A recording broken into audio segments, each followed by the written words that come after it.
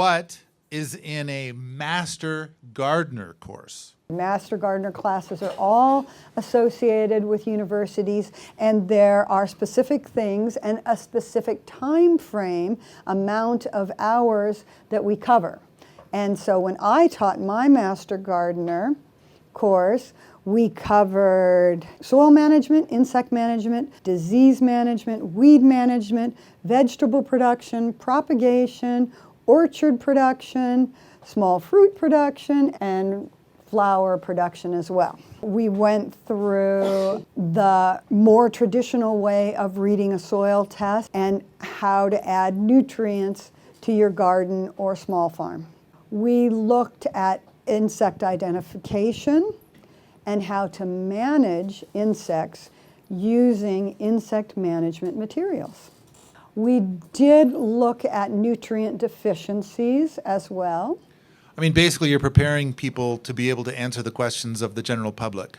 Correct. We're helping you to diagnose normal growth and problems in your own garden or small farm, and to help answer Master Gardener questions when you are a volunteer for other people's gardens. And what's different about this course? What's different about this course is that I no longer work for a university, so I can push the limits of both organic and ecological thinking that I have explored for the last 40 years in my own farms and my own on-farm research, some of which has not been designed up to the rigorous standards of most academic horticulture research.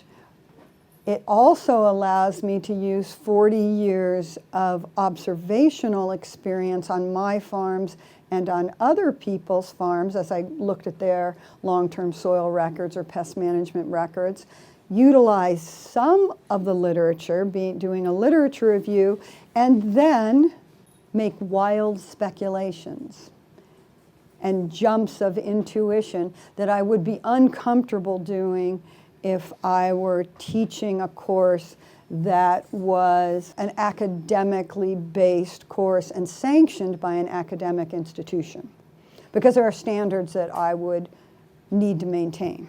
What does a person need to be qualified to teach a Master Gardener course?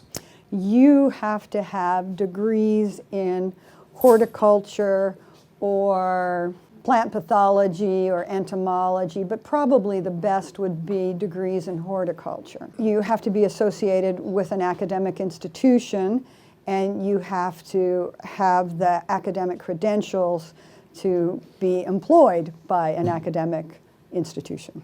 What qualifications do you think you add to this course that makes this course better than a Master Gardener course?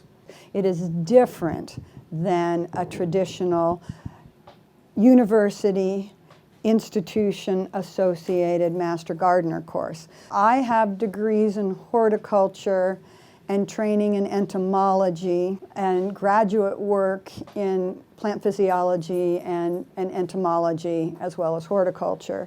So I have an academic training which allows me to go through the literature and pull things out for you, which I have done, as you know from this class, perhaps more than anybody wanted. But citation, other people's research that supports mine is very important to me. It's part of how we progress. What I add that's different is that I have worked on many, many, many different organic farms. I worked for a university integrated pest management program in my early 20s where I worked with lots of conventional fruit farms. And then since then, for the last 40 years, I've worked with other organic farms, and I've had 3 market gardens, organic, vegetable, and fruit farms of my own. And I have also done a lot of on-farm research, and I have done comparison research comparing other organic farms with long-term soil and pest management records. So I've actively farm, and I've worked with a lot of organic farmers. What I'm trying to combine is practical experience and observational natural history and farming, and on-farm observations through replicated trials, my on-farm research, with understanding the traditional horticulture, agriculture, plant physiology, the plant pathology, entomology, and soil science, and utilizing the newest ecological and organic agriculture research that is very exciting the last 10 years, last 15 years, since I was actually teaching Master Gardener courses. So there's more information that I can pull into this Garden Master class. Did you teach 17 Master Gardener courses? I taught more than 17 because I taught for 17 years, and sometimes we had so many people and I couldn't say no to them, so I would have 2 Master Gardener classes a year. We had a few, but not every year, advanced Master Gardener courses. Can you talk about your relationship with Fukuoka? So I got to study Masanobu Fukuoka's methods when I was in my early 20s, after undergraduate and before I started graduate school.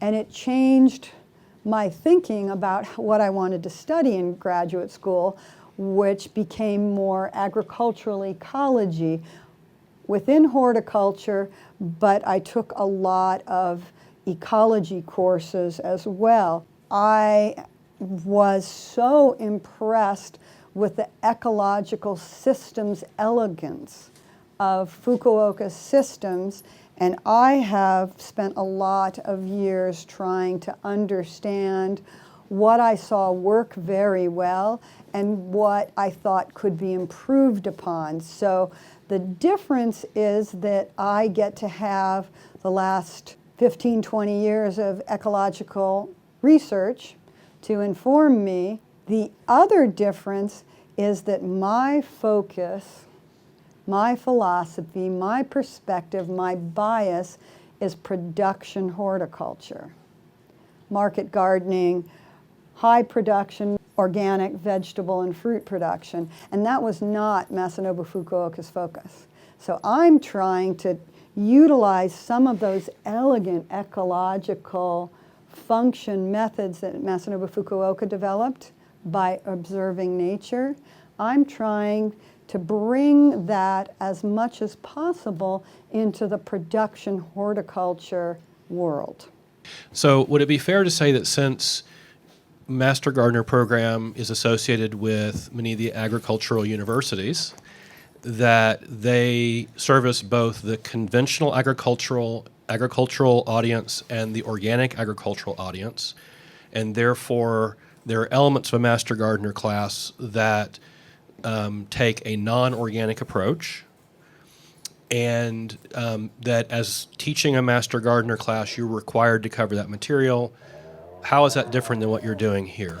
With the Master Gardener course that I taught for 17 years associated with Montana State University, I had a much wider audience of people who gardened with and without chemicals, people who wanted to be organic, market gardeners who wanted to be certified organic, and some that were interested in the ecological approaches.